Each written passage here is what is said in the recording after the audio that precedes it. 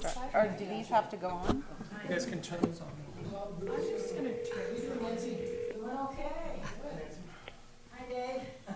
This is Jeff.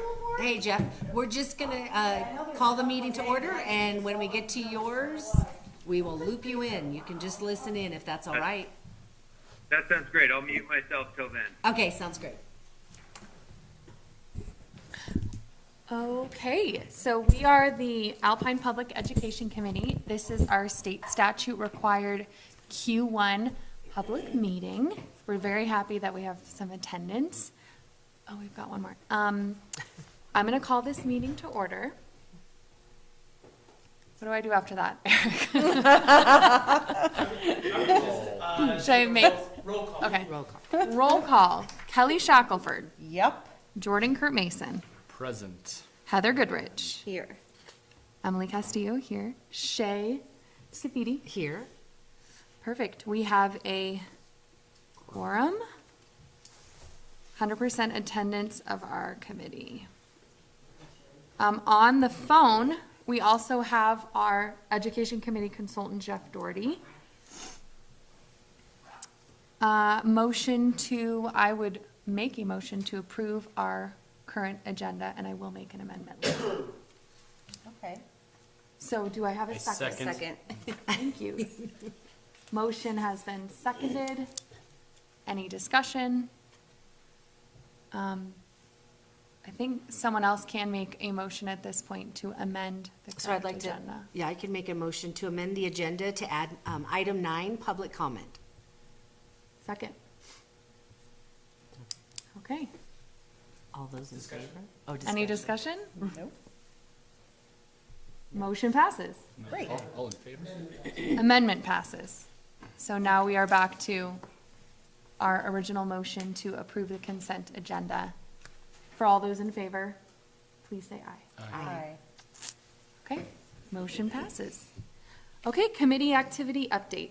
Who would like to get that? Okay, so we've been really busy as a committee, working with our local school district, communicating with our representative Dan Dockstetter, and looking forward to getting an update from Jeff Doherty this evening as well. So Shay and I met with the majority of the Lincoln County School District administration on February 8th.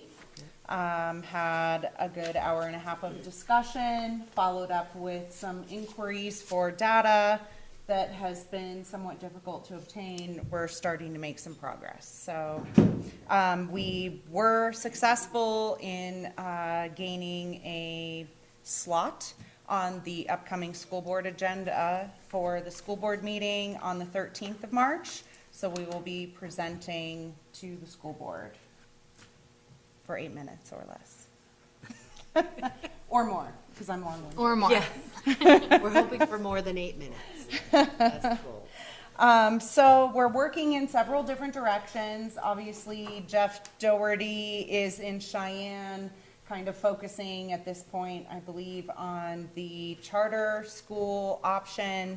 The committee members here have been focusing on immediate relief for students and families from Thane to Alpine within the local district. So, yeah. Moving forward. Yeah. I know any other, does anyone else have anything to add? Updates. That's okay, we can move. if I Jeff's have a ready. question. I don't really know where would be the right place Yeah. in the agenda. Like just something that I'm thinking about we might want to consider. Okay. Is this a good place? Yeah. Well, Yeah, I just think because think, we're doing updates. I think as we're having conversations about like charter school, not charter school, if we do charter school, what kind of charter school? One thing that we've named our goals, but I'm not sure we've really clearly named the problem. Like what is the problem that faces families, Alpine, families? Do you know what I'm saying? Yeah, yeah. Because I think some of the solutions are not necessarily going to solve the main problem that we've been discussing, which is children spending them, so many hours of their life Right. on and buses. Transportation. So I'm just wondering, like, as we've talked about goals, is there some place that we want to like very clearly state, State what the- that problem so that when we talk about different schools, we can reference that as like, is it solving that main challenge that we have? Well, and I think the survey, I don't know, did you get enough feedback on that, Kelly? Like, I had a couple of parents reach out, and their biggest dynamic was, we moved from Jackson, we thought a school would be coming, and now we're ready to go back to Jackson because I have a 5 and a 3-year-old, and I work in Jackson, and my kid will be in Thane. And so again, it's a demographic and transportation dynamic going on, where if we start to lose young families because that option isn't there, I feel like location is our problem. I mean, really, if we're drilling down, but that's not a very But eloquent also- way to say it. But also, you can get a school in Alpine that's not gonna solve the challenge of lots of children getting bussed down, right? Yes, Like, yeah. if we get a charter school that doesn't solve that problem, that's not solving the problem then. Yeah. Do you know what I'm saying? Sure. So if we get like a secondary school that's a STEM school, that's not gonna solve the Solve. problem of Across the board. lots of kids getting bussed down to Right. Thane, right? Right. Yeah. It's gonna actually reverse things. You're just gonna have a bunch of kids getting bused Bused from up there to up Alpine. here, but it's gonna, it's not gonna solve that problem. Right. So I just think we have to keep that, like, Yeah, in the back of our mind.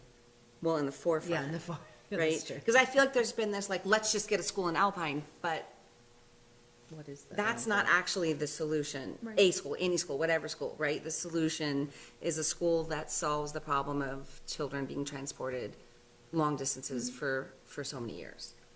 In which case, we look at what is the most centralized, look at average distances, and try to encompass the Right, majority of our right. families. I think that we don't necessarily have to have a complete grasp on the problem because I think the problem can look different from family to family. I think the solution can be very similar. I think that we have all been approaching what I feel like is the correct solution, but for some, you might look at the problem being a bit of a cultural difference from one end of the valley to the other. You might look at that proximity as well. So I think that it does vary a little, but I mean, I agree. I think having that focus and having something to refer back to is super important. But I do think that if we just try and narrow in on this is the one problem, then by doing that, we actually miss, part of what I would feel like some people's problems are. Right. So, but I think the solution is similar for both when it comes to proximity, when it comes to that. So, anyways. And I do want to mention, because we were discussing it beforehand, if it's okay, one of the questions I get is, why aren't you pushing for this? Why aren't you pushing for a K through 12? Why aren't you pushing for a 7 through 12? And I think the consensus, and I won't speak on everyone's behalf, but we've realized this is the quickest and most expedited way to get a shift immediately. Making Etna K through 6 starts the shift. And so I think if anyone has questions and wants to reach out to us, that's our dynamic. We know that immediately we could save K through 3rd graders 160 hours a year on a bus. And so that seems like a really good problem solved. It's not all of it, but that's the dynamic. Getting new schools is a 3 to 5 year process, we believe, after even a At study, least. even if the study says we even get another school. So yes, the end goal is we'd love 9 years of school 10 minutes away, or the middle school be in Alpine, so that there's that dynamic. We realized 40% of kids, once we got the numbers, live from Thane to Alpine. That's a lot of kids. That's 1,169 kids, Kelly and I figured out, and that's large. I mean, that's a good number to shift the dynamic to this end. But I just want people out there to know that's kind of why we're doing what we're doing. We'd all love to say there's a K through 12 in 2 years, but that's just not sustainable. So, okay. Just a quick question, so you guys are gonna get to meet with the school board, and what's the main focus on that discussion? To get the Etna school from K to 6? Our primary immediate goal is to address the issue that we see between Thane and Alpine and convert Thane and Etna schools to K through 6 to provide immediate relief to the youngest kids that reside in this end of the valley. And then they have approved a Mercer study for the district. So that, I believe, Matt Erickson said would be starting this month. Takes about a year. And then our secondary goal would be to heavily have an impact with that Mercer study and hopefully obtain a junior high, 7th and 8th grade in the northern part of the valley as a result of that. So. I just want to make sure we stick to the agenda. Yeah. Oh, yes, I So public apologize. No, comment, no, yeah, that's so okay. public comment and We questions will- will be at the end. That's okay. You're fine, No, you're we fine. appreciate Don't your worry. comment, questions. Yeah. We just want to stick to the agenda so we Oh, don't there is derail. one There's one over left there. if you'd like to follow along. Okay. Okay, so the next line item is consultant update. Jeff, can you hear all of us okay? I can. Sometimes they'll trail off, so most of you start strong, but then you kind of trail off, so I miss the end of what you say. Okay, And the other thing would be really helpful is if you say your name, like I can tell Jordan. But if you would just say your name. Okay. sure, we can absolutely do that. And we'll lean in a bit as we speak to you as well. So would you be, Perfect. I know you've had a number of conversations. Wherever you would like to start, we would love to have a committee and public update on your activity on the legislative level as well as within the district thus far. Yeah, perfect. Well, again, for the record, and I don't know if there's any public there, so again, my name's Jeff Darty. I'm working as a consultant on behalf of the town of Alpine. I have two functions that I'm tasked with. Number one is to find a path for a charter school, and these are in no particular order.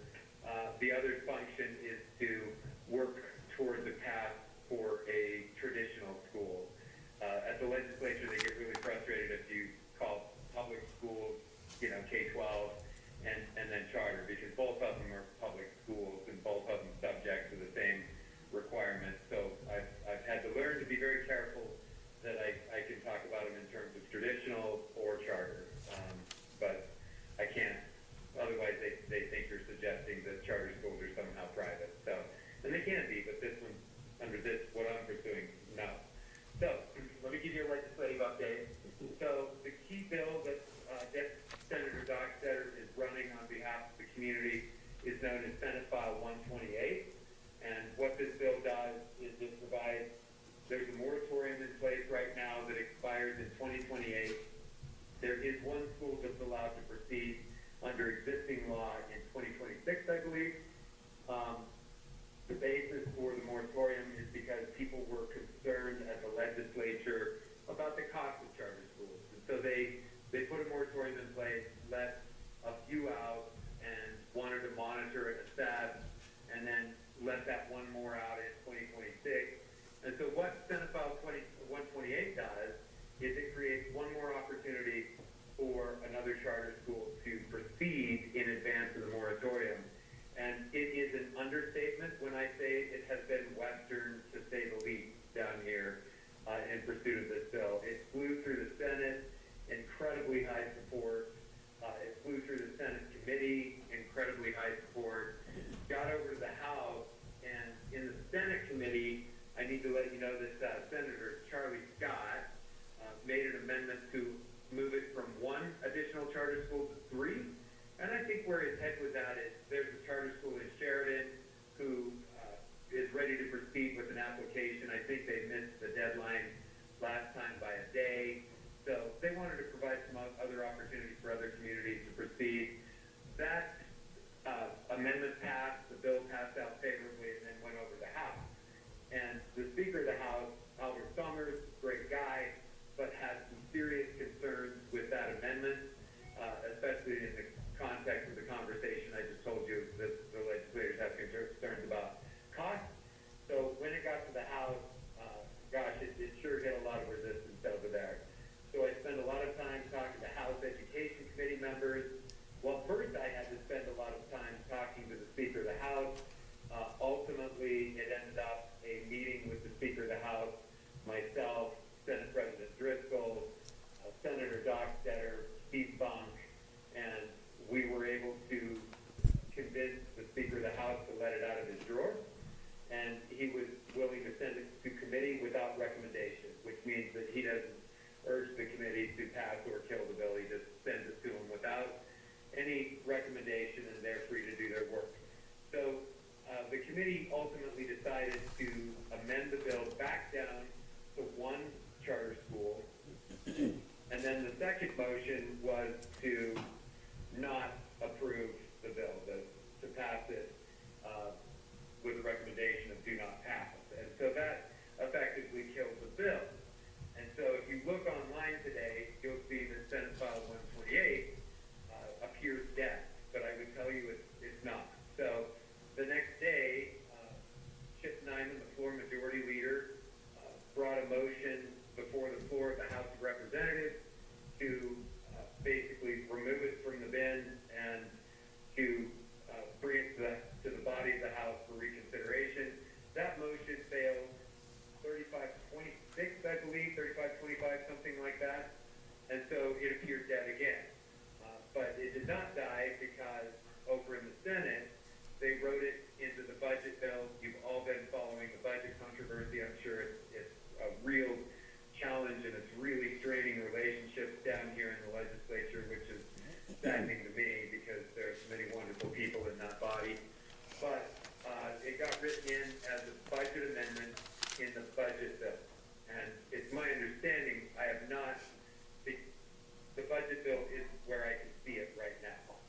And so, but it's my understanding that it has a slight change to it in that it only allows one additional charter school in the western part of the state. The rationale for that is the charter schools that exist at present or who are in the process of building out facilities so they can exist, they exist in the eastern part of the state.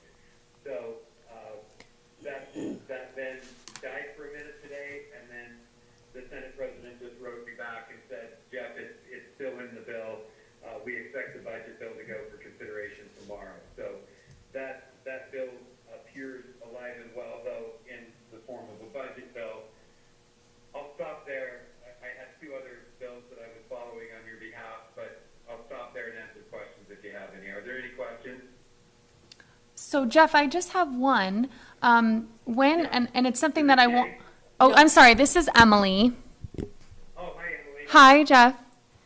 So when we move forward on the legislative level, as far as gathering support, especially if we are expecting there to be conversations, let's say with a House Speaker, we as a committee want to provide you as much support as you think that you would need. So I guess my question just comes off of how did you put together a group of citizens to lobby on our behalf? I know you mentioned one of our donors, Mr. Funk, but how did you come to that decision, and what support can we give you in that avenue moving forward?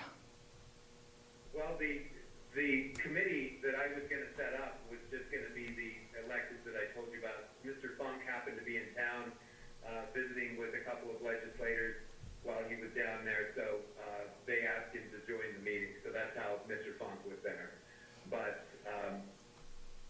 as far as the community goes, I think we're done, assuming they don't strip it out tomorrow in their consideration of the budget bill. So at this point, if it passes as suspect it will, then that pathway is created for you as a community. And you can choose to proceed or not proceed, and that's going to be the prerogative of your community and this committee, however you're set up to work with the town council and the school district. So that there is another way you can get a charter school, which was a big part of the debate. You can go to the school district and apply through the district to get one as well. And ultimately the legislature has determined that they wanted to create this separate path where you would go, instead of through the local school board, you would go to the charter school authorizing board. So at this point, assuming it passes, Emily, that pathway is going to be open for you, and I think my work in that vein is largely done because you wanted me to just create pathways for you. I'm happy Correct. to try to provide you as much support as I can going forward,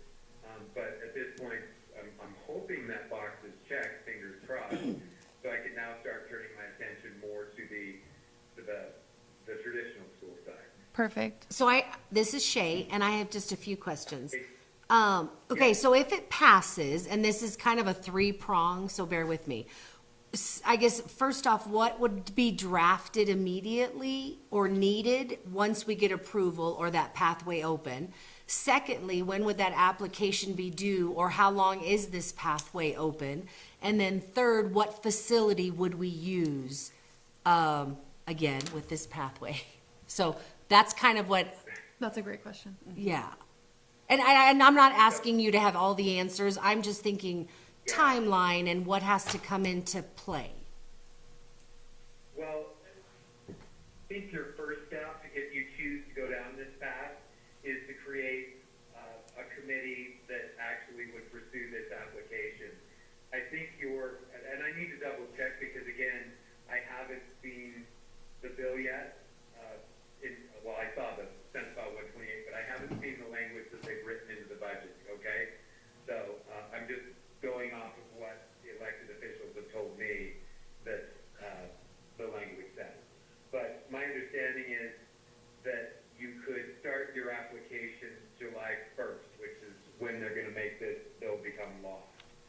So between now and July 1st, my advice is, and we can bring, if you're interested in pursuing this path, we can bring a lot of experts to bear so that you could visit with them.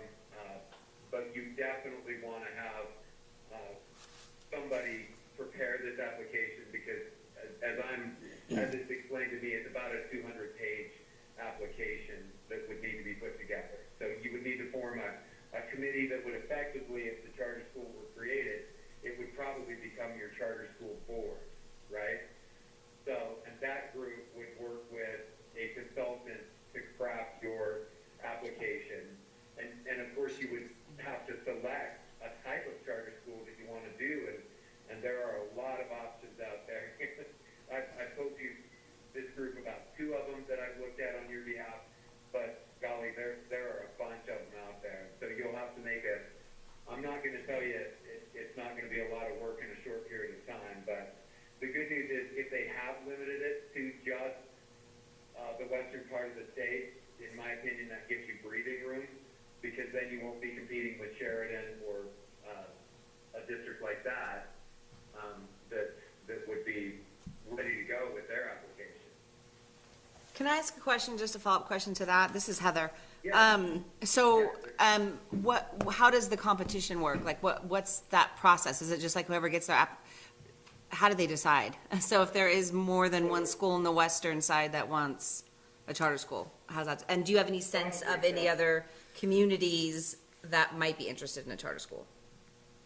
Probably so. So your question is fantastic because the whole charter school authorizing board just got stood up last summer, and they just appointed several of the committee members 2 days ago formally. You know, the governor had already appointed them, but they were just confirmed, 3 of them by the Senate this week. So they're in the process. They have some rules, but they need to develop better and more rules that will govern this process. So these are my words, but it's a little bit of the Wild West right now because they're still getting their legs underneath themselves as well. So there's not a perfected path at this point, but there is a path. Like they are set up to take applications. But I just need you to know that they're new and they're still creating the regulatory framework that will ultimately govern all these. So, Okay. you know, I would have to do a little bit more research for you and visit with some of the folks from the Charter School Authorizing Board as to how they would evaluate multiple applications for the same lot. And do you have any sense of any other communities that are there that might be interested from the western side? The only one I'm aware of that has an application that's already prepared and ready to go is Sheridan. And they're not considered Western Wyoming? I mean, they're No, central, but I that's guess. the only other area of the state that, to my knowledge, has one that's ready to go. The other one was actually granted. It's the Classical Academy here in Cheyenne. So they bought an old church and they're remodeling that right now. They've been approved. So they're the only other ones that are. Those are the only two that were orbiting that solar system, if you will, to my knowledge. So then back, this is Shay again. So back to a facility. So we know that the state won't pay for the facility. We know Right. that we'd have to find one. And then, as you said, they bought a church and are remodeling it. The town bought it. No, The charter bought it. Board. Okay, so the charter board has to have enough money, private money, to buy a piece of land and build or remodel. yeah, so there, Okay. I'll just tell you the options, and then Yeah, some of them won't be applicable to you, because we know what Alpine's got available and doesn't have available, right? yeah. So option number one is if a school district already has a building that it's not using, then the charter school is able to take that over and begin using that for charter school. So that's one option. The other option is you find another building like the Classical Academy did down in Cheyenne, which was at first they tried to use some underutilized or non-utilized school facilities in Cheyenne, and that's a really long story, so I'll stay out of it. But they weren't able to come to terms with the school district in Cheyenne to use the building, so they bought this church. And I don't know if it was their charter school company that they elected to go with that bought it, but that brings us to the next option. So what will happen is they will lease that building back to the state, and the state will pay the lease payments on it. Does that make sense? Yeah, but do the lease payments start now, or I read lease payments weren't approved for a few years? Am I incorrect? I might be. So you are exactly correct as it applies to the world today, but Ogden Driscoll, and let me get to my computer while I'm visiting with you. Ogden Driscoll just ran a bill here, is it 21? 28. Anyway, I'll pull it up in just a second. Oh, it's 61. And that bill says that the state, instead of waiting 3 years to begin making payments, you had to show 3 years of successful operation before the state would step in and start making what we call them major maintenance payments. And those are monies that you would use to repair or upkeep your building. And lease payments, they would make you wait 3 years. Ogden, Senator Driscoll, President Driscoll, just changed the law on that. And it's going to go to the governor. I don't see on my system that the governor signed it yet, but I don't see why he wouldn't. But that one says that it's immediate. So in your case, and Shay, I think this was your question, if you don't have a building, another option for you is if people in your community were to choose to build a school, they could lease that back to the state. Hey, Jeff, Jordan here. Question on how's it going? The building itself, if you were to purchase or build one, there is quite a bit of, law and requirements for what a school, is built out of. Fire mitigation. There is, obviously a ton of law surrounding that for an oftentimes good reason.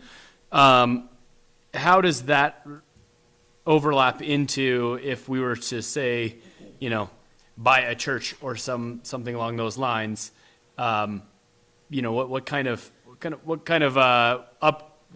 Right, to make it updates compliant. will we have to have? Do we have any idea on if that would be under somebody's scrutiny or there is a building code that we would have to adhere to? Yeah, so Jordan, you're touching on two great points there. So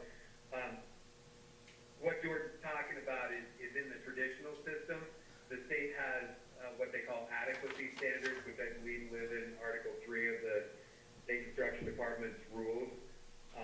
And they've got these adequacy standards that say that, for example, a kindergarten classroom or a classroom is, if memory serves, about 780 square feet. It might be 870, but something in that range. And it says, how many bathrooms you have to have and what types of lighting and illumination and all. There are a lot of things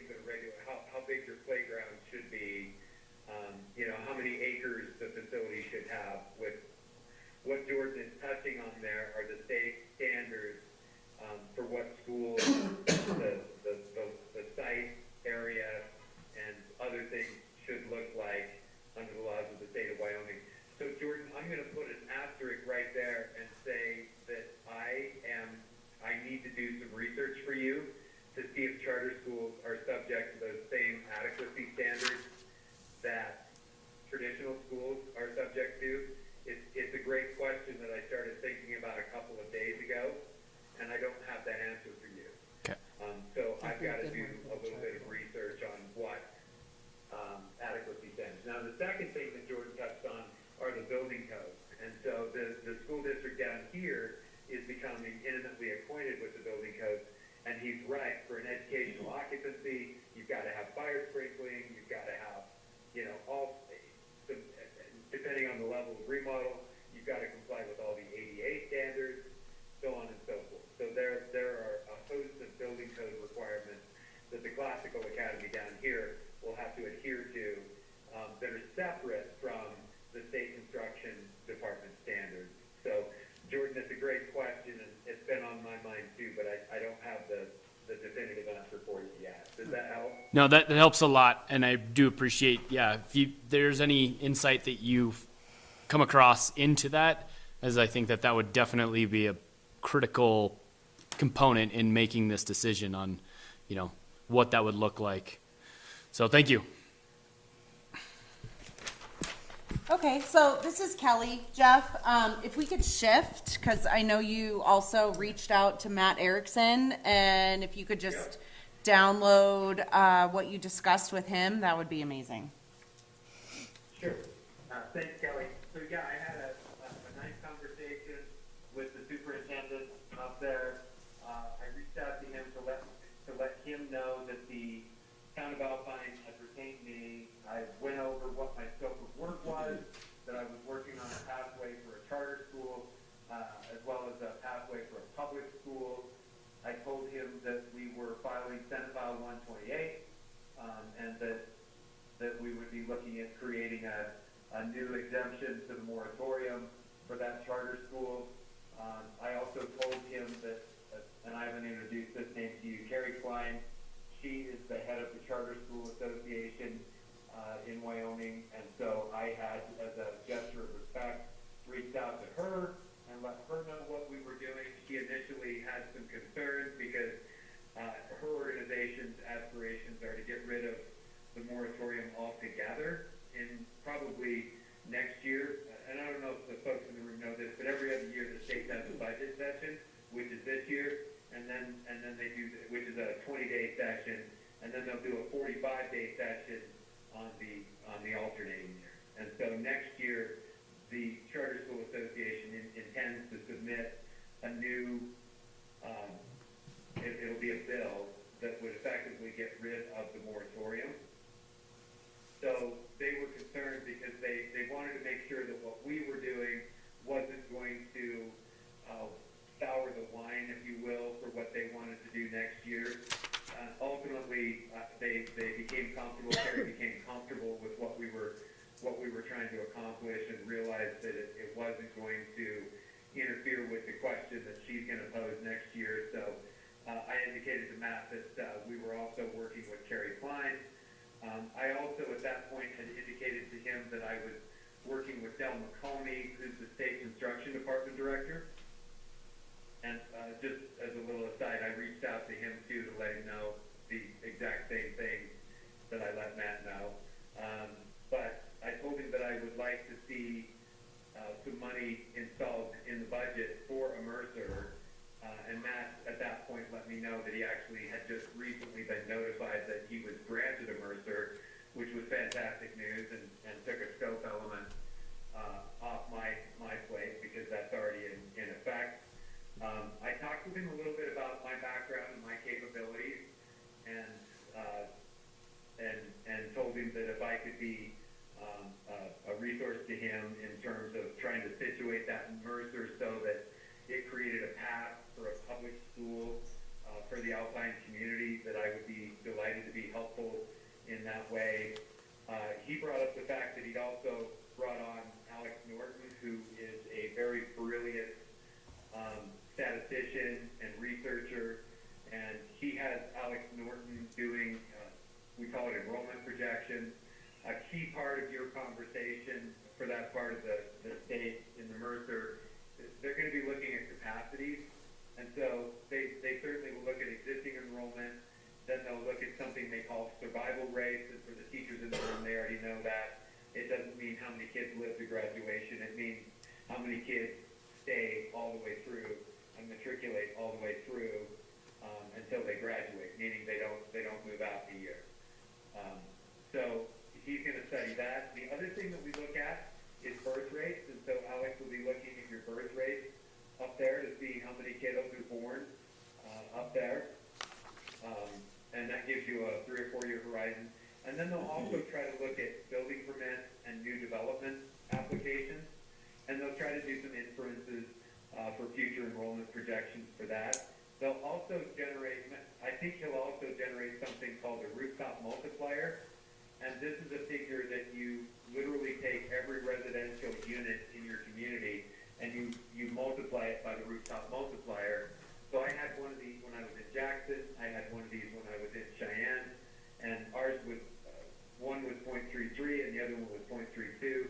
So you multiply the number of rooftops in new development by that factor, and that should be a predictor of how many kiddos are going to come from new development. So Mr. Norton is going to try to get the school district some enrollment projection data, and then that can be taken by the district to the state as part of the conversation for future need, because you're one of the fastest, if not the fastest growing community in the state at present.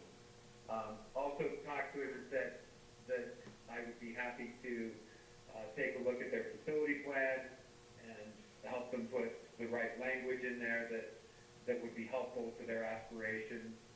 I wanted to be clear to him that I don't want to be an impediment to what he's working on, and I don't want to put words in his mouth. I wanted to let him know that I was here as a support function rather than an impediment, and I think that information was somewhat a relief to him.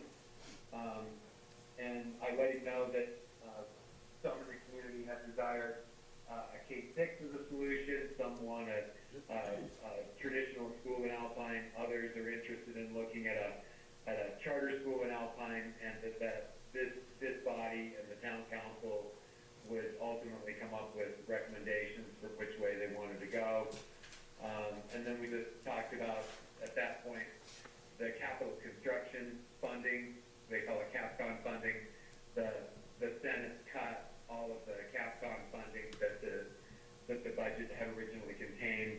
And to my knowledge, I don't know if it's been brought back or not, because that hasn't been a high priority, because it really didn't matter to this project. So that's the essence of that conversation. I'm going to stop there and see if there are any questions. Jeff, it's Emily. Can you run by that timeline one more time? Because I know that Kelly and Shay had met with Matt Erickson on the 8th. Is it the 8th? February 8th. What was the date? Sorry, did I fade out? He can't hear you through that. Oh, that's Yeah. right. Yeah, he can't hear you Sorry, through of course not. Sorry, Jeff. Is this better? Yeah, perfect. Okay, good. It's Emily again. So just quick timeline question. Shay and Kelly had met with Matt Erickson on the 8th. What was the date of your meeting with Matt? Can you repeat that? Looks like it was the first week of the session. I didn't put a date on my note sheet The here, 12th but or it was the first week of the session. Okay. And it's, The folks, it's just, in my business, like the way I'm successful is by having people trust me, right? And so I'm testifying at these committee hearings down there, and it's really important to me because all of the superintendents watch them, a lot of the business managers. There's a lot of people who watch these broadcasts of what's going on down at the Capitol. So what you don't want to do is surprise anybody. So as soon as I got hired, I made it a point to get in touch with Del McComey with the State Construction Department and let him know what I was up to, so that, because in the absence of information, people, a vacuum gets filled. Right. And it usually gets filled with suspicion. So it's important to me that I be transparent, not only with this body, with the committee, but also with the superintendent and also with the state construction department and the legislature. So that's the purpose of my call to him. Right, no, and that absolutely makes sense to make introductions, and I appreciate that. I Yeah. think I know that one of our committee goals is to line out specific tasks and timeline and make sure that we're communicating with you adequately so that in the future, there's no fear of a doubling up on call or gathering of information. So just know that's something that we are going to be honing in on, and that way we can make sure our communication channels as optimized with you as possible. Perfect. Hey, Any other Je- questions yeah. on that vote? Jeff, I have a question that's actually kind of related to the previous topic, and I don't want to go way back into this, but you said everything was kind of with the charter school is tied into the budget bill, and I have not been in the loop as you have been, but as of a week or so ago, I heard that the difference in budgets between the House and Senate was close to I don't know. A billion? $1 billion apart. I think that was what I'd heard. So since then, have they narrowed that in? Are we looking at this actually being close to a budget that's going to be approved? Yeah, they have, and Jordan, I gotta let you know, man, this session has been actually personally saddening to me, to see all the vitriol, because the one thing that this legislature has always prided itself on is collegiality and statesmanship, and it's just really been absent this session, and some longtime friendships among legislators have been damaged this year, and right now there has been a lot of vitriol between the House and the Senate, and then within the Senate itself and within the House itself. And so it's been really tough to navigate for me this legislative session. And so, when it's $1 billion apart, I'm going to channel Representative Landon Brown here, because I think he put it most elegantly, and he said, look, when we say it's $1 billion apart, it doesn't mean that one of us wants to spend $1 billion and the other one doesn't. What it means is we're putting that $1 billion into different funds. So take, for example, Jordan, the capital construction fund that I mentioned to you a few minutes ago, and that one had $200-300 million in there, and I think 3 schools, maybe 4, including one up in Jackson. And so they took the money out of the cap fund money, and they were just going to save that, right? So the difference wasn't exactly $1 billion. It's just about where they were going to put it. Are they going to put it in savings? Are they going to put it in other functions that they want to fund? And so right now, they went to something that a way of reconciling the two budgets that, to my knowledge, hasn't been done. I don't know if it's ever been done, but I haven't been here since statehood. But it hasn't been done very often. And it's called the Free Committee. And so the Senate President and the Speaker of the House each appoint a committee, and they go hammer it out. Now, they have agreement on the two budgets between the Free Committee. Now, what has to happen next, Jordan, is those budgets have to go to the respective houses, and they have to get voted on and approved by the houses. The interesting thing about this process is there can be no amendment. It's a straight thumbs up, straight thumbs down. So the $1 billion question for tomorrow morning is, will these two bodies accept that? Okay. And if they don't, then, Jordan, we're probably looking at special sessions that may start as soon as next week, or sometime shortly thereafter. But Okay. I'm really optimistic that they can get the Free Committee budget approved tomorrow morning, Okay. and that we can start making friends again. No, that's unfortunate news, but I guess good news that it's hopefully coming into an end. So, thank you. I was very curious if it was wrapped into the budget, and I heard the budget was a mess. So, And Jordan, just because I know where you work, I think Teton's money is back in there. This is an aside. okay, there we go. Okay. Okay. Well, Okay. I'm good. So our timeline Yeah, coming? which we can talk to Jeff about as well. So committee timeline of upcoming events and goals, of course, on our mind right now is the upcoming school board meeting. So we are preparing for that as we're on the agenda. Any other timeline?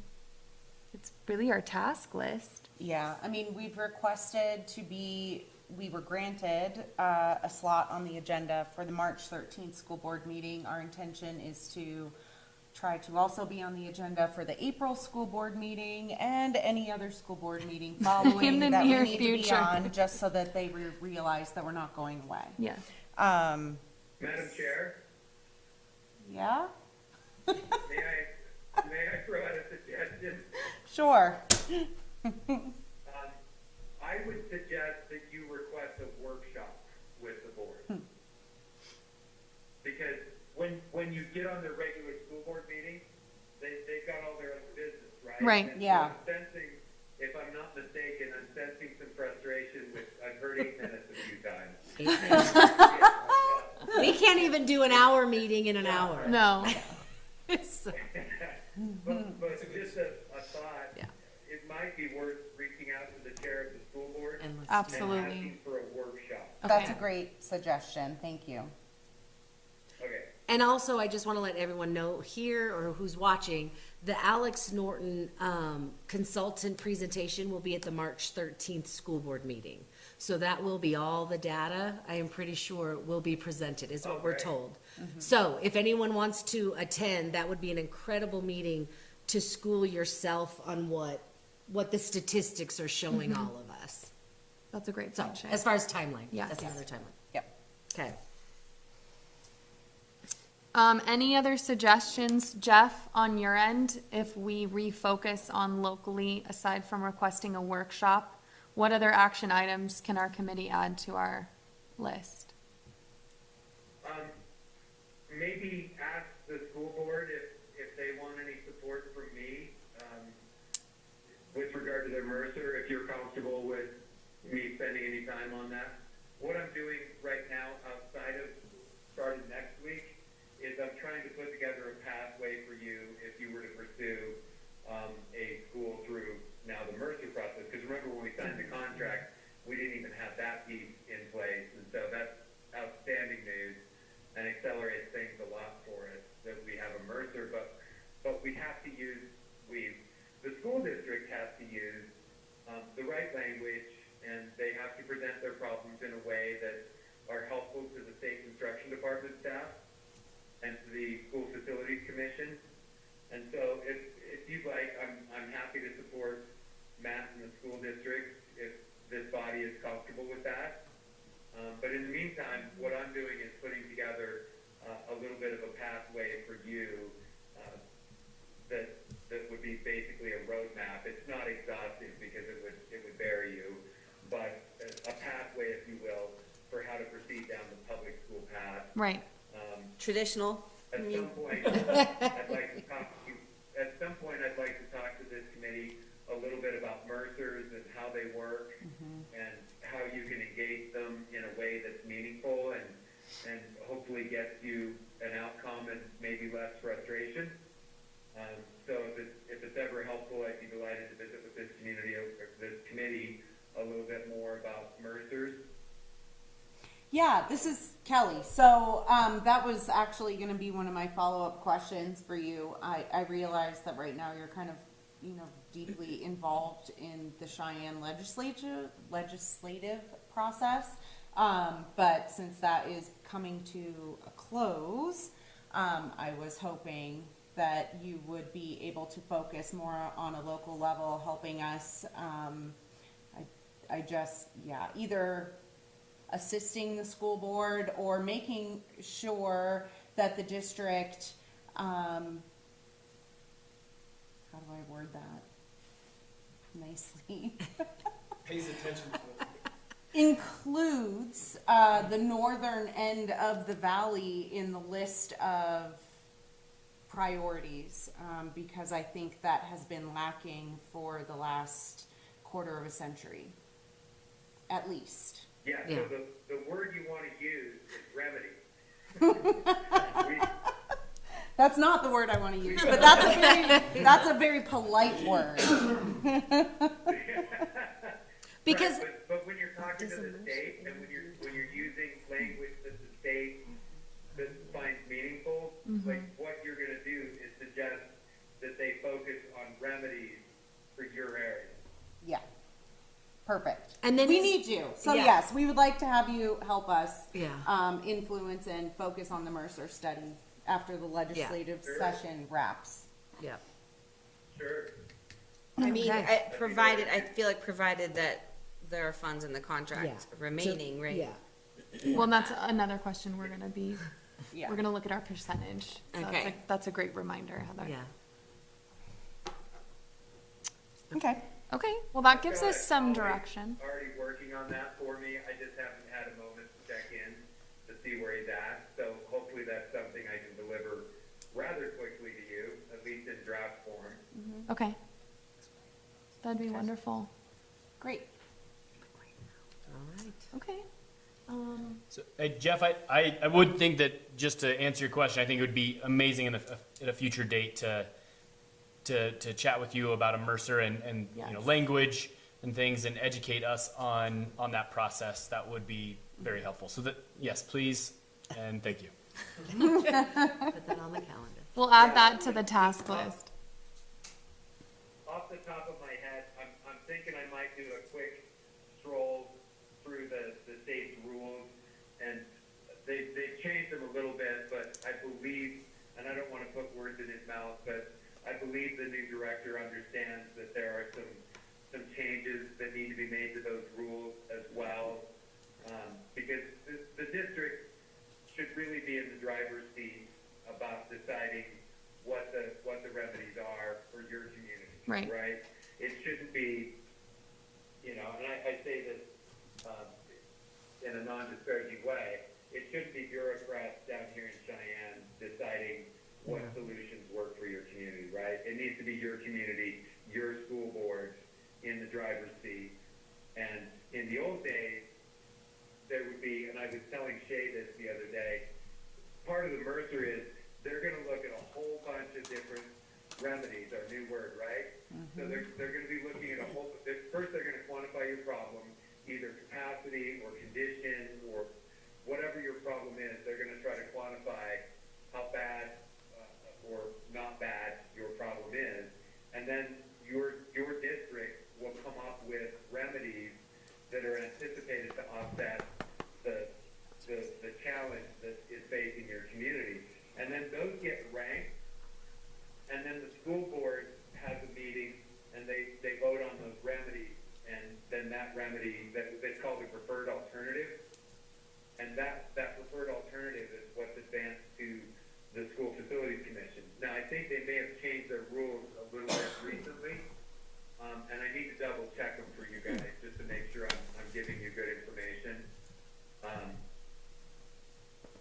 Just to make sure that your community remains in the driver's seat. And if not, then I think that's something that as a community, we need to agitate for positive change with the School Facilities Commission to make sure that it's the school district, because they're elected officials.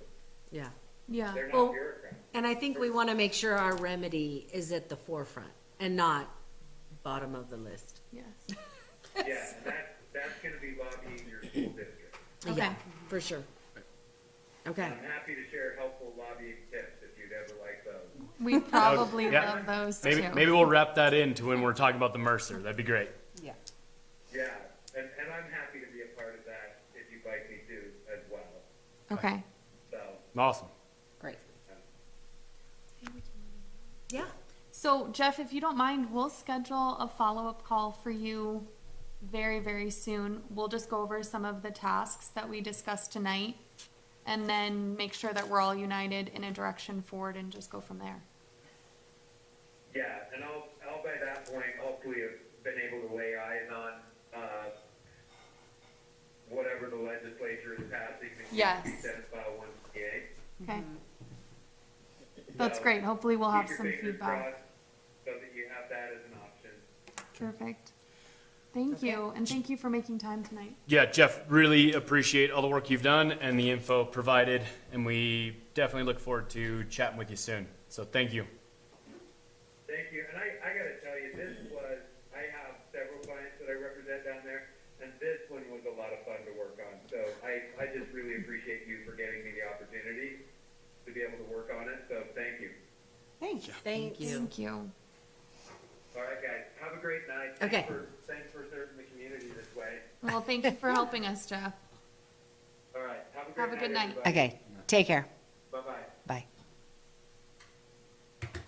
All right. I'm really glad he was available. Yeah.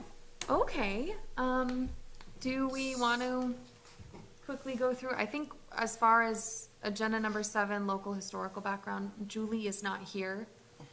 So we can scratch that off Yep. our agenda, which means we have a little bit more time. So would we like to quickly talk over goals for the consultant? Do we want to wait on that till we have a little more information? Do we want to Yeah, go I over the Yeah, I I survey? think think we let's should see wait. how the legislature. Yeah. Wait for the budget. We kind of have like a rough idea of what. Yeah. And I also think that him collecting some of that information that he was talking about, I think, the more pieces we have Right. State rules for the Mercer. would allow us to make a better decision on what the next step should be. Right, perfect. So, and because maybe things come out of these next few days that we want more info on. So I think let's let the chips fall where they may. Okay, perfect. Well, And then I'll then- just keep his feedback on Mercer study. That way we can call on that at some point. Yeah, Okay. and I think that some of the ideas, his offer to help with, approaching the school board, and getting a few more members to, maybe see in a nice way. I think we're all very passionate, but I think that there is a skill set there that could be drawn upon that I think could help us a lot. So, I agree. Well, and I also think the one thing I forgot to ask him, they finish the Mercer, that takes a year, and then how long does it take? Because I want people to understand the process. Why we're not just focusing Yes. on that, we're also thinking about the Yes, immediate yeah, so the remedy. K through 6 Aetna is like, it could be immediate. Where the Mercer is a year for the study, then I don't know how long it takes the state to approve it. Then if you even get approved, then it's 3 years to build. architectural, how many, 3 years to Probably 3. build? I mean, Right. so, the Mercer study is really a 5-year plan. I mean, I'd love to say less, hopefully, Yeah. but you mean to school? Yeah. to actually, yes, get another school, apologies. But that's the main Yeah. dynamic that I think people are wondering, like, a building.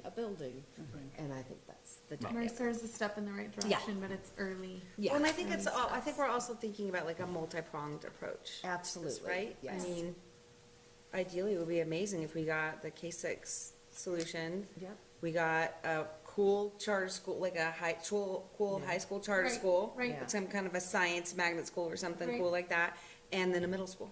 Yeah. That would be amazing. Yeah. Solve all of the problems.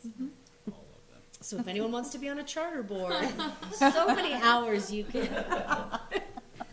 I might have to tap out. I think we'll be exempt. So it's 6:30. Yes. Should we talk about survey Yeah. results? Yes. We'll keep this going. I'll let Public you- comment? ahead, Doc. Survey results, nope, that is. Oh, okay, Kelly, so Kelly, survey Kelly. results. We sent out a survey, it was very simple, it was like 6 questions and a comment section.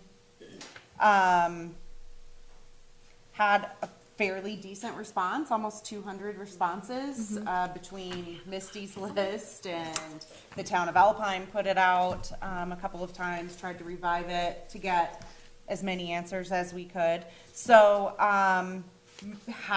roughly half of the respondents are in the Alpine area, between Alpine and Etna, it's almost 70% of the respondents. Large amount had school-age children currently enrolled, in Lincoln County District Number 2. 83% want their kids at the school closest to their home. 78% support converting Thane and Etna to K through 6. That's a great feedback. Big feedback. Yes. Yeah. There is strong interest in a charter. The question was, would you be interested in a charter in the Lower Valley? 57, almost 57% said yes. another 30% roughly said they would want more information on a charter. And then I left a comment section for people to make comments. Some of the comments are irrelevant, but the majority of comments from the community are just reaffirming that they want their younger kids closer. Yes. And then there's a huge push for 7 through 12, some aspect of a school in the northern end of the valley. So this will be a strong presentation to the school board next week. Oh, I just, yeah, I Yeah. got one comment. And Yeah. as we've been digging extensively, trying to get information out of the district, Yeah. Shay and I determined about 40% of the students currently enrolled in Lincoln County School District number 2, which comprises of Cokeville to Alpine, 40% reside between Thane and Alpine. So it's a large voice. Yes. Yeah. It's a large voice, and we're not, yeah. So we're prepared. Well, not information, and obviously those numbers we didn't have in the past. So we No, have a lot no. more Yeah, nice tools job at our getting that. disposal now. Yeah. That's huge. Yeah. So it's big. We're still working on getting data for pre-K kids up and coming into the school district, so. That'll be really So we'll be helpful. contacting both preschools, I say preschools, the LUCDA, Thane and Alpine, so we'll get those numbers. Then we also spoke with a person at the district who also has some preschool numbers. Right. So if we can start, I mean, I am guessing Alex Norton has that data as well, but we'd like to process it. And part of the number game is also that we see how many kids are coming from where and can they fill Etna K through 6. So it's looking at that dynamic. It's also the mileage, Freedom to Etna, Freedom to Thane. We're looking at the whole picture so that when we do present over the next few months or at a workshop, that we have actual solid data and not just the constant, we need, pay attention to us. Right. So We it's want it like- because we want it. Yeah. Right. Yeah, Yeah. no, Well, and looking at the greater benefit to the community Yeah. is important for them. yeah, so. That's Okay. about it, I guess, for the survey, and then Okay. public comments? Yes, we'll open it up Bring to 'em on. public comment now. Should anyone have any questions? We've turned on the podium microphone so that way audiences can hear you at home. You might end it. Well, this is On the other side. I like it. Hi, Eric Green, concerned citizen. First of all, thank you. You guys are doing an amazing job. The amount of hours you're putting in, we really appreciate it. And I would say that that information from the survey will be so powerful next week. And I think, to Heather's point, knowing exactly what our problem is also very powerful. So we can be kind of aligned with our communication with, people throughout all those school board members, the administrators, all those people. So I don't know if you'll be able to have that by next week or whatever, but maybe that becomes like a goal for the committee to really nail down what the What problem are the is. primary problems Yeah. that we're seeing? Right. Yeah. Remedies. Remedy. There you go. Well, that'll be our new word, remedy. Right, Problems and remedy. But yeah, I plan on attending next week as well, so we'll have a nice caravan down there, and hopefully we'll be able to get a lot done in our 8 minutes. But so, anyways, thank you again for what you're doing. Public comment too, at the school board meeting.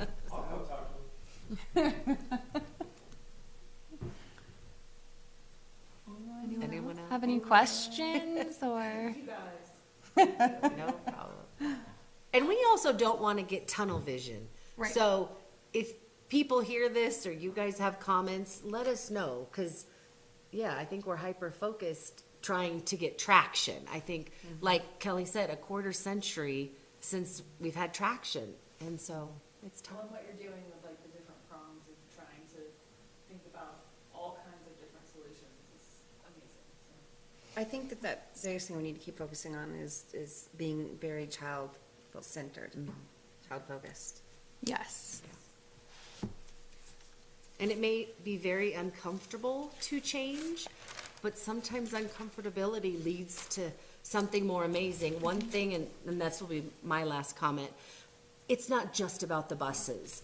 Studies have been done, and we're gonna drill into this, but if you have a child from K to 6th, you create a constant in their life. You build relationships, 7 years with one principal. Whether your child excels or if your child struggles, you will have staff that instill in them much longer. There isn't a shifting.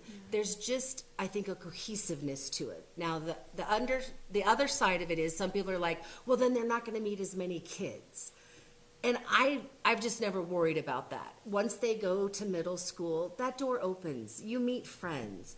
I don't think they become cliquish. I mean, yes, they have their friends, but I do think, again, the 7 years, and you guys are educators, but I just feel like for my kids, that would have been wonderful. They loved their principal, and then you're ripped from one principal to another.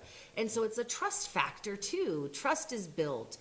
Confidence is built. I just think it's much more than, yes, the bus time is detrimental, I think, to their little psyches, but I think there's even more at stake, is why I feel like the K through 6 is important. It's Very well community said, Shay. building. Yes, yeah. I explained to my second grader that he's not gonna be at Husky in the 4th grade, and he was devastated. Right, because he's built that identity. Yes, yeah. And his little brother's gonna start kindergarten the year that he goes to 4th grade, so And they that's- won't ever be in school yes. together. And Wow. Right. There's a reason Teton County ended the K235 model. There's a lot of reasons why.